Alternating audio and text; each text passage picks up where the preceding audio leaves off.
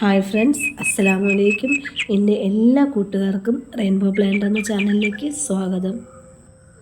ഇന്നത്തെ വിശേഷം അടുക്കളത്തോട്ടത്തിലെ കുറച്ച് ചെടികളും കൂടെ ഞാൻ വാങ്ങി വയ്ക്കുകയാണ്. വെജിറ്റബിൾസിൻ്റെ ഫ്രൂട്ട്സിൻ്റെ വെക്കണമെന്ന് പരിഗണനയിലുണ്ട്. പക്ഷേ അതൊക്കെ കുറച്ച് വിലയല്ലേ, കുറച്ചായിട്ട് വാങ്ങണം കേട്ടോ, എങ്കിലേ കുറച്ചും കൂടെ നമ്മുടെ ഗാർഡൻ ലൈവ് ആവുള്ളൂ. അപ്പോൾ എൻ്റെ വള്ളിപ്പയർ, അതായത് ഞാൻ വളർത്തിയ എൻ്റെ വള്ളിപ്പയറൊക്കെ പൂട്ട് തുടങ്ങി. അതാണ് ഞാൻ ആദ്യം കാണിച്ചത്. അപ്പോൾ ഇനി എൻ്റെ ചെടികളൊക്കെ വാങ്ങണമെങ്കിൽ ഞാൻ എപ്പോഴും പോകുന്ന എൻ്റെ ഫേവറേറ്റ് ആയിട്ടുള്ള സ്ഥലമാണ് കുഴിപ്പള്ളം ബൊട്ടാണിക്കൽ ഗാർഡൻ. അവിടെ പോയാൽ നമ്മുടെ ബഡ്ജറ്റിനനുസരിച്ചുള്ള ചെടികൾ കിട്ടും കേട്ടോ. ഈ തക്കാളി തൈക്ക് 12 രൂപ, വെണ്ടയ്ക്കും 12 കേട്ടോ. അങ്ങനെ വെണ്ട ഒരു 10 വെണ്ടയും 10 തക്കാളിയും എടുത്തായിരുന്നു. ഇത് രണ്ടുമാണ് എനിക്ക് വീട്ടിൽ ഏറ്റവും കൂടുതൽ ചിലവാകുന്നത്. തീയിൽ വെക്കാനും വേണ്ട തക്കാളിയൊക്കെ വേണം, മെഴുക്ക് പുരട്ടാൻ വേണം, അങ്ങനെ എല്ലാത്തിനും തക്കാളി വെണ്ടയും വേണം കേട്ടോ. പിന്നെ പയറൊക്കെ ഉണ്ട്, അത് വേണ്ടാന്ന് വിചാരിച്ചു. എൻ്റെ വിത്തുകൾ വാങ്ങി, ബീൻസ്, പയർ, അതുപോലെ തന്നെ അമര, ഇതൊക്കെ കുറച്ചും കൂടെ വിത്തുകൾ വാങ്ങിയിട്ടുണ്ടേ. അതൊക്കെ ഞാൻ വീഡിയോ ഇട്ടിടാം. പിന്നെ 2 ബജിമുളക്, അതൊക്കെ ചട്ടിയിലാക്കി വെക്കാം, അതൊക്കെ ഷോർട്സ് ആയിട്ട് ഇടാം കേട്ടോ. അപ്പോൾ എന്നെ ഇപ്പോൾ സഹായിക്കുന്നത് മുഴുവൻ എൻ്റെ മക്കളാണേ. അവർക്കിപ്പോൾ ഗാർഡനിൽ എന്നെ സഹായിക്കാൻ നല്ല ഇഷ്ടമാണ് കേട്ടോ. മൂത്ത മോന് ഇതിനു മുമ്പേ ആഗ്രഹം ഉണ്ടായിരുന്നു, പക്ഷേ ഇപ്പോൾ ഇളയ ആൾക്ക് ആഗ്രഹം വന്ന് തുടങ്ങി. അപ്പോൾ അവരെ കൊണ്ടും കുറച്ചൊക്കെ ചെയ്യിക്കണം, അറിഞ്ഞ് ചെയ്യാൻ എനിക്കിഷ്ടമുള്ളൂ കേട്ടോ. അല്ലാതെ അവരെ കൊണ്ട് കഷ്ടപ്പെട്ട് ചെയ്യിക്കുന്നതിൽ ഇഷ്ടമല്ല. പിന്നെ ഇതൊരു ടിപ്പാണ്, നിങ്ങൾക്ക് എല്ലാവർക്കും അറിയാമായിരിക്കും, എന്നാൽ ഇത് ഞാൻ എൻ്റെ കുഞ്ഞ് നിൽക്കുന്ന സമയം മുതൽ എൻ്റെ ഉമ്മയൊക്കെ ചെയ്യുന്നത് കണ്ട് വളർന്നതാണ്. നമുക്ക് ഏതെങ്കിലും ചെടികളിൽ ഉറുമ്പിൻ്റെയോ മുഞ്ഞയോ അങ്ങനെ എന്തെങ്കിലും പ്രശ്നമുണ്ടെങ്കിലോ ചെടികളൊക്കെ നല്ല രീതിയിൽ വളരാനും ചാമ്പൽ വിതറി കൊടുക്കാറുണ്ട് കേട്ടോ, അതായത് ചാരം. അപ്പോൾ ചെടി നന്നായിട്ട് വെള്ളമൊക്കെ ഒഴിച്ച് പുളിപ്പിച്ച് നിർത്തുക, എന്നുവെച്ചാൽ നന്നായിട്ട് നനയ്ക്കുക. നനച്ചതിന് ശേഷം മാത്രമേ ഈ ചാമ്പലിൻ്റെ പൊടി നമുക്ക് അതിൻ്റെ ചെടിയുടെ പുറത്ത് തൂക്കി കൊടുക്കാവൂ, അല്ലെങ്കിൽ അത് പോവും കേട്ടോ, ഒരു കാട്ടിലിങ്ങ് താഴെ വീഴും. അതുകൊണ്ട് ഇപ്പോഴും നല്ല രീതിയിൽ വെള്ളമൊക്കെ ഒഴിച്ചിട്ട് ഇതുപോലെ ചാമ്പൽ നന്നായിട്ട് ഇല മൂടുന്ന രീതിയിൽ ഇങ്ങനെ ഇട്ട് കൊടുക്കുക. അപ്പോൾ നല്ല രീതിയിൽ വളരുകയും ചെയ്യും, വേറെ ഉള്ള കീടങ്ങളുടെ ശല്യങ്ങളും ഉണ്ടാവില്ല. ഇത് ഞാൻ എൻ്റെ കുട്ടിക്കാലം മുതൽ കണ്ടുവരുന്ന ഒരിതാണ്. ഇതൊക്കെയാണ് ഈ കൈമരുന്നുകളെന്നൊക്കെ പറയുമല്ലോ, അതുപോലെ അവരുടെ ടിപ്പുകളാണ് ഇതൊക്കെ. അവർക്ക് ആര് പറഞ്ഞു കൊടുത്തൊന്നും അറിയില്ല. എൻ്റെ അമ്മൂമ്മ മുഖത്തായിപ്പോയി. അപ്പോൾ ഞങ്ങൾക്കിതൊക്കെ എൻ്റെ ഉമ്മമാരുടെ കൂടെ പഠിക്കാൻ നിന്ന സമയത്ത് 3ാം ക്ലാസ് വരെ അവിടെയാണ് നിന്ന് പഠിച്ചപ്പോൾ ഇതൊക്കെ കണ്ട് വളർന്നിട്ടുള്ളതാണ്. ഉമ്മമാരുടെ ബാക്കിൽ നിന്ന് തന്നെയായിരിക്കും. എൻ്റെ കാര്യത്തിലേക്ക് വരാം. ഇത് തക്കാളി നടാനുള്ള വാനം എൻ്റെ ഇക്ക തന്നെയാണ് നല്ല രീതിയിൽ വെട്ടിക്കളച്ചത്. എന്നെക്കൊണ്ട് പറ്റാത്ത ചില പണികളൊക്കെ ഇക്കയാണ് ചെയ്തു തരുന്നത്.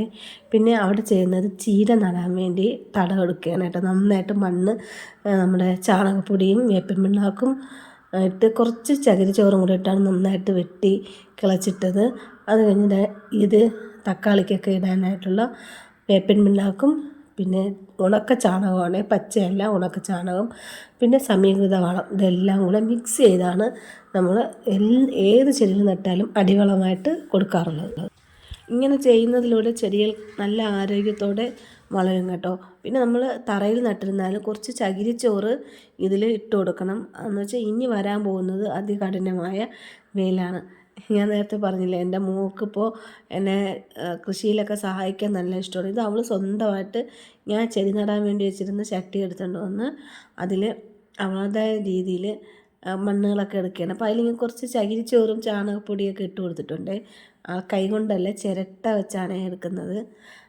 ഇത് കഴിഞ്ഞ് കഴിഞ്ഞാൽ കുട്ടികളെ കൊണ്ട് കൈയൊക്കെ കൈയും കാലുമെല്ലാം നന്നായിട്ട് കഴുകിക്കുകയോ മേലെ എഴുതുകയോ ചെയ്യണം. അവരങ്ങനെ ചെയ്യാറുണ്ട് കേട്ടോ. അങ്ങനെ അവൾ അത് ചീരയാണ് നട്ടത്. അങ്ങനെ ഇതുപോലെ ചീരയും നട്ടിട്ടുണ്ട്, മുളകൊക്കെ വെച്ചിട്ടുണ്ടെങ്കിൽ അതൊക്കെ കാണിച്ചു തരാം കേട്ടോ. എന്നുവെച്ചാൽ കുട്ടികളെ നമ്മൾ കുറച്ച് കൃഷിയിലൊക്കെ ഇൻവോൾവ് ചെയ്യിക്കണം. കാരണം കൃഷി എന്താണ്, നമുക്ക് ഇനി വിഷമില്ലാത്ത പച്ചക്കറികൾ ഇതുപോലെ വീട്ടിൽ ചെയ്താലേ പറ്റുള്ളൂ. വിഷമില്ലാതെ ചെയ്യണം എന്ന് കുട്ടികൾക്ക് പഠിപ്പിച്ചു കൊടുക്കണം. നമ്മൾ രാസവളങ്ങൾ ഉപയോഗിക്കരുത്, അത് നമുക്ക് ശരീരത്തിന് കേടാണ്. ഈ പയർ ഈ ചെടിയിൽ നിന്നാണ്, ടൊമാറ്റോ ഈ ചെടിയിൽ നിന്നാണ് എന്നൊക്കെ കുട്ടികൾക്ക് നമ്മൾ ഇപ്പോഴേ പറഞ്ഞു കൊടുക്കണം. അവരെ അങ്ങനെ പറഞ്ഞു കൊടുത്ത് വളർത്തണം. അത് ഏറ്റവും നല്ലതാണ്.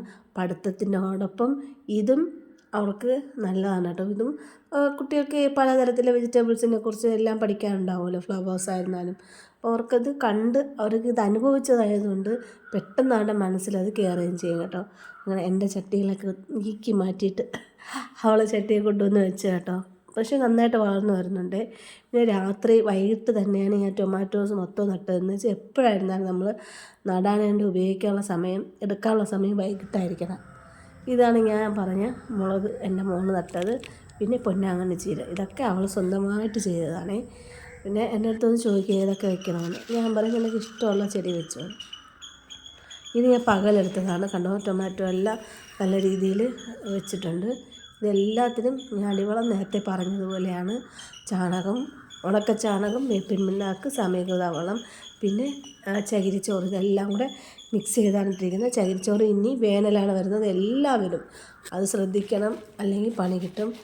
നല്ല രീതിയിൽ ചൂടാണ്. ഇപ്പോൾ രാവിലെ നല്ല തണുപ്പായിരുന്നാലും ഒരു 10 മണിയാകുമ്പോൾ ഭയങ്കരമായ ചൂടാണ്. നമ്മളൊന്ന് വെള്ളമൊക്കെ ഒഴിച്ചിട്ട് ഉച്ചയ്ക്ക് ഇലയോ കറിവേപ്പിലയോ രമ്പയിലയൊക്കെ പറിക്കാൻ വരുമ്പോൾ നന്നായിട്ട് വാടി നിൽക്കും, ഈ തറയിൽ നട്ടിരുന്നിട്ട് കൂടി.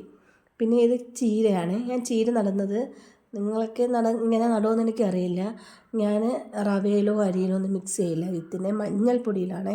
അപ്പോൾ ഇത് ഞാൻ 2 കവർ നേരത്തെ ഇട്ട് കഴിഞ്ഞു. നിങ്ങൾക്ക് കാണിക്കാൻ വേണ്ടി ഒരു കവറിൽ ഇതെങ്ങനെയാണ് ചെയ്യുന്നതെന്ന് കാണിച്ചു തന്നതാണ്. മഞ്ഞൾപ്പൊടിയും അതുപോലെ തന്നെ നമ്മുടെ ചീര വിത്ത്, ഇത് പച്ച ചീരയാണ് കേട്ടോ. അപ്പോൾ ഉറുമ്പിൻ്റെ ശല്യം ഉണ്ടാവില്ല, വിത്ത് ഉറുമ്പെടുത്തുകൊണ്ട് പോവുകയില്ല. ഞാൻ ഇങ്ങനെ തന്നെയാണ് പണ്ട് മുതൽക്ക് ചീര കൃഷി ചെയ്യുന്നത്. ഒരു പ്രാവശ്യം, പിന്നെ വേറൊരു കാര്യം, ചീര നമ്മൾ ഒരു പ്രാവശ്യം വിത്തിട്ടാൽ മതി, പിന്നെ അവിടെ അങ്ങ് സ്പ്രെഡ് ആയിക്കോളും.